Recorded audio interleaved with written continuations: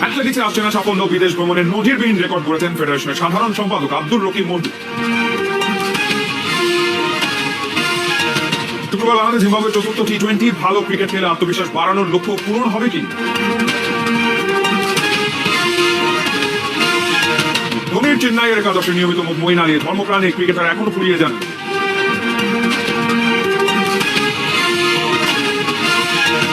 Federation কাপে Mohammedan high profile টিমদের দিয়েছে টেক্কা, শিরোপা জিতে ফুটবলারদের জন্য বোনাসের ঘোষণা।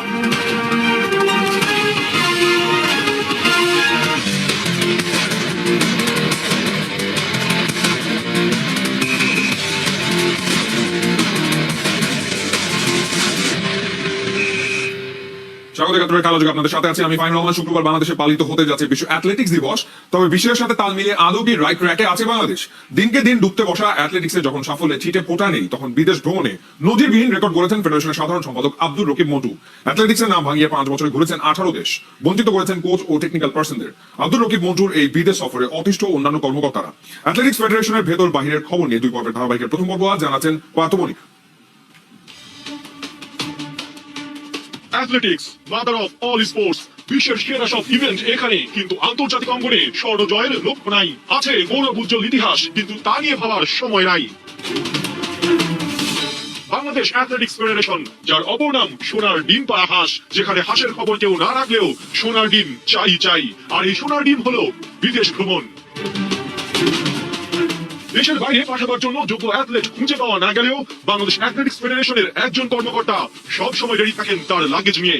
নেপাল হোক কিংবা জাপান, চীন হোক কিংবা যুক্তরাষ্ট্র, সব জায়গায় তার যাওয়া লাগবেই। তিনি ফেডারেশনের সাধারণ সম্পাদক আব্দুর রকিব মন্টু।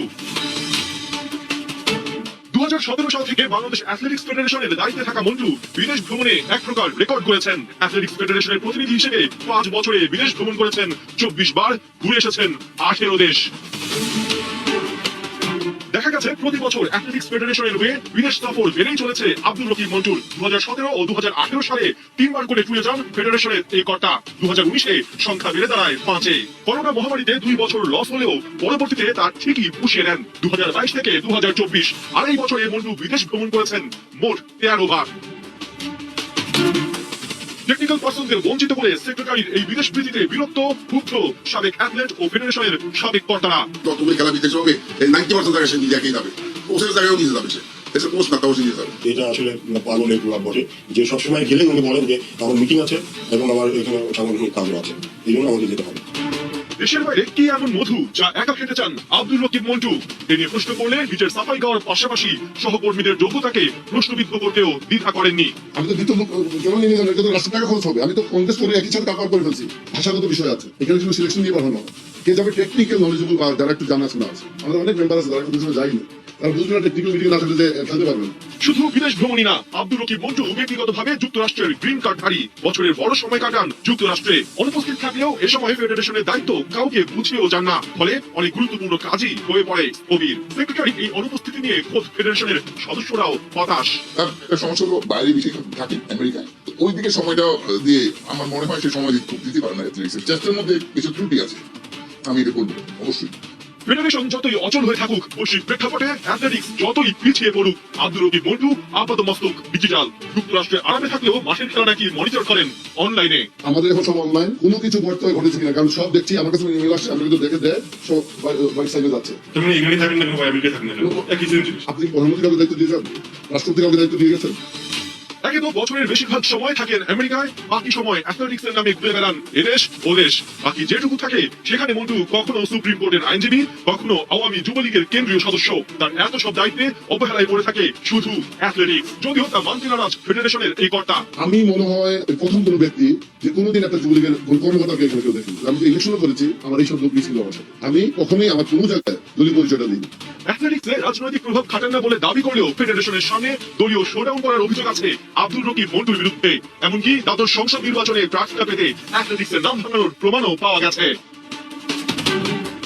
গত নির্বাচনে সিলেট 3 আসন থেকে মনোনয়নপত্র কিনেছিলেন মন্টু। দলের টিকিট পেতে ব্যাপকভাবে ব্যবহার করেন অ্যাথলেটিক্সের পরিচয়। কোন পথে আছেন, কোন কোন দেশে ট্যুর করেছেন, সব জাহির করেন লিখিতভাবে। যদিও পরবর্তীতে আওয়ামী লীগের টিকিট আর হাতের নাগালে আসেনি।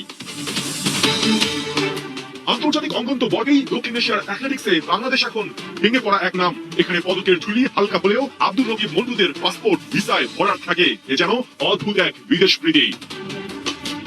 পার্থবণিক, ৭১, ঢাকা। ছোট দলের বিপক্ষে জিতলে ক্রেডিট কম পাওয়া যায়, আবার জিম্বাবুয়ের বিপক্ষে হারলে সমালোচনা হয় বেশি। তাই প্রতিপক্ষ নিয়ে ভাবনা নেই, ভালো ক্রিকেট খেলে আত্মবিশ্বাস বাড়ানোটাই টাইগারদের লক্ষ্য, বলছেন পেসার তাসকিন আহমেদ। সাকিব, মুস্তাফিজ ও সৌম্যর অন্তর্ভুক্তি দলের শক্তি বাড়িয়েছে মনে করেন তাসকিন। 5 ম্যাচের টি-20 সিরিজের চতুর্থ ম্যাচ শুক্রবার মিরপুরে সন্ধ্যা 6টায়। সাইফুল রূপকের রিপোর্ট। সৌম্য ক্লিন বোল্ড, লিটন বেহাল, চারদিকের সমালোচনায় চোখে মুখে রাজ্যের হতাশা। ক্যাপ্টেন আর কোচের মিটিং এ লিটন নেই, তবে কি শুক্রবার তানজিদ তামিমের সঙ্গে ওপেন করবেন সৌম্য সরকার? শুধু লিটন নয়, জিম্বাবুয়ের বিপক্ষে 3 ইনিংসেই পাওয়ার প্লে কাজে লাগাতে পারেনি বাংলাদেশ। লিটন, তানজিদ, শান্ত, টপ অর্ডারের সবার স্ট্রাইক রেট আর ইন্টেন্ট নিয়ে উঠেছে প্রশ্ন।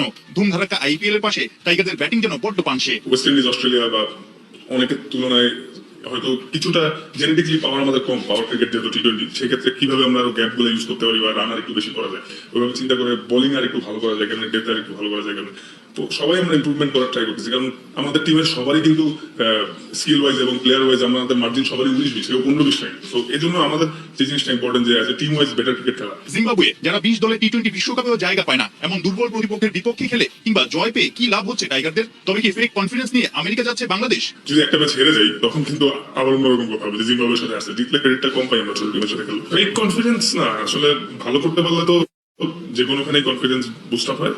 হ্যাঁ, হয়তো কন্ডিশন ওয়াইজ আমরা এখনো জানি না যে ইউএস এর কন্ডিশন কেমন হবে, মোস্টলি ড্রপিং উইকেটে খেলা হতে পারে। আর তাছাড়া আমি শিওর যে আমাদের বেশিরভাগ খেলোয়াড়েরই ইউএসএ তে খেলার এক্সপিরিয়েন্স কম, ওইখানে যে আসলে নতুন ভাবে অ্যাডাপ্ট করতে হবে। যদি মানে এখন মানে যেহেতু আমরা বাংলাদেশেই খেলি এবং খেলতে হবে, তো কন্ডিশন তো আমরা চেঞ্জ করতে পারবো না। তো যদি আর একটু স্পোর্টিং কন্ডিশন হইতো বা তাহলে হয়তো আর একটু বেটার হতো, কিন্তু স্টিল আমাদের অনেক কিন্তু ভালো ক্রিকেট খেলতে হচ্ছে। পেস অ্যাটাক দুর্বার ছুটছে, 22 গজে তাসকিন বিধ্বংসী। চলতি সিরিজের দারুণ রিদমে বলে পেসও বেড়েছে, কষ্টের ফল পাচ্ছেন। বড় মঞ্চেও অমন ভেলকি দেখাতে মরিয়া Dhaka express. Last world cup যখন খেললাম তখন আমার সোলনেস অনেক বিল হয়েছিল, এবং পরে কিন্তু ওয়ার্ল্ড কাপের পরে প্রায় 2.5 মাস আমি রিহ্যাব করেছি, দেন বিপিএল দিয়ে স্টার্ট করছি। তো বিপিএল এর আর্লিতে একটু রিদম নিয়ে স্ট্রাগল করছিলাম, পরে শেষের দিকে একটু বেটার হয়েছে, শ্রীলঙ্কা সিরিজ আর একটু বেটার হয়েছে। স্পেশালি যারা ফাস্ট বলার ওদের জন্য রিদমটা একটা fact. At the same time ভালো ট্রেনিং তো করতেছি, তো আল্লাহর রহমত যে রিদম বেটার হচ্ছে। তো নিজেরা সবসময় চেষ্টাই করতেছি, যেহেতু আমি ফাস্ট বলার, আমার যাতে মানে নট অনলি ভ্যারিয়েশন সাথে যাতে পেসটাও ঠিক থাকে। তো আমার কাছে তো টিম এক্সপেক্ট করবে আমি হাই পেসে বল করি। তো it's all about rhythm.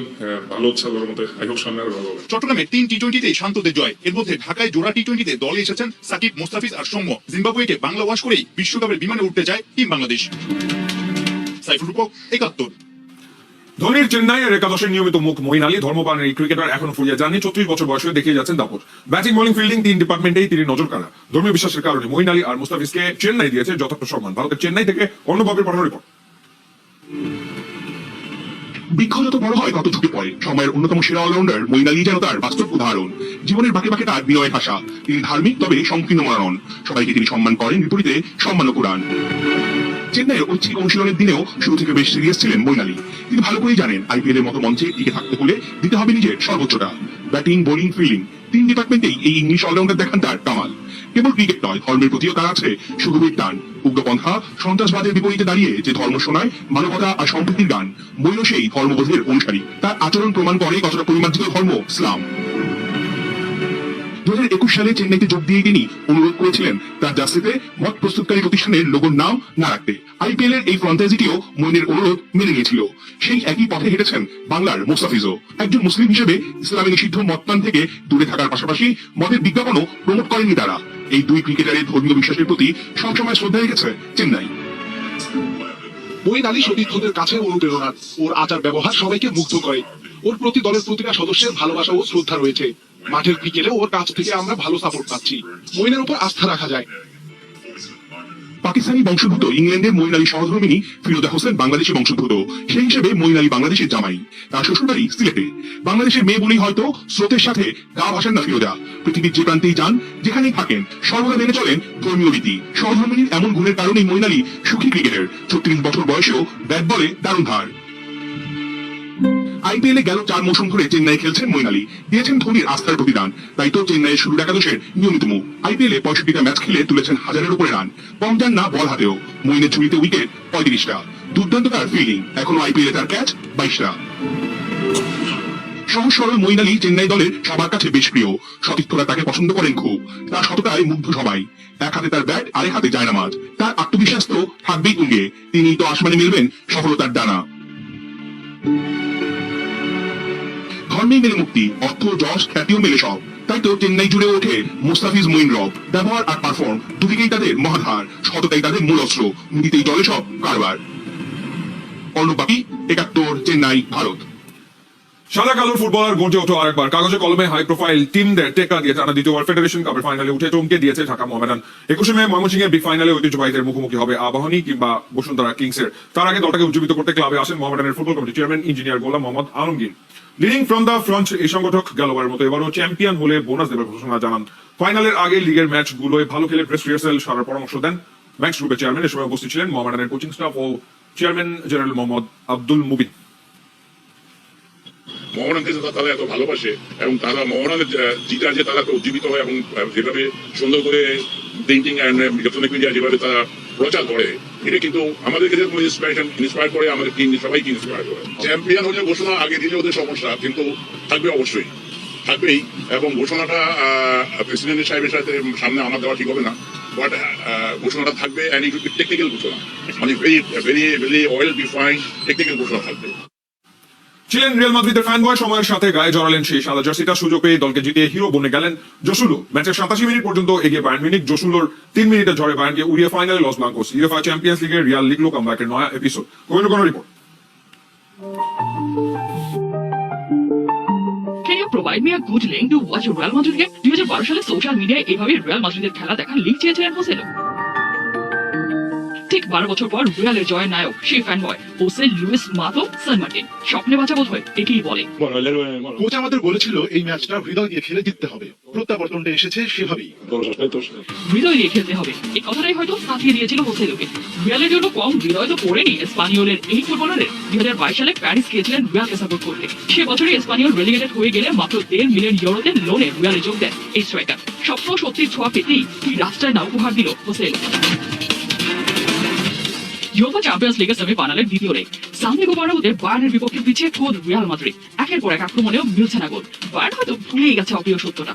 90 minutes in the Bernabeu is a very long time. 40 বছর পরও জোয়ানিজুর এই কথাটা আজও বই বেড়ায় রিয়ালের পরিচয়।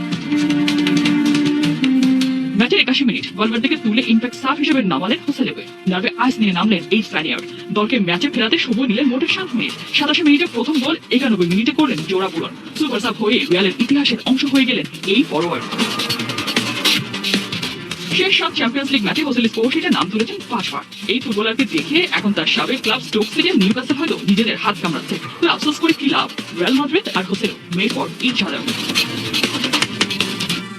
রেমন্টাদাস স্প্যানিশ এই শব্দটার অর্থ প্রত্যাবর্তন। বায়ার্নকে হারিয়ে কামব্যাক সিরিজে আরো একটা এপিসোড রিলিজ করলো রিয়াল মাদ্রিদ। এবারে চিত্র আছে হোসেলো বার্নাব্যু। এই কেমিস্ট্রিটা নিশ্চিতভাবেই বরণ করে নিল অমরত্ব।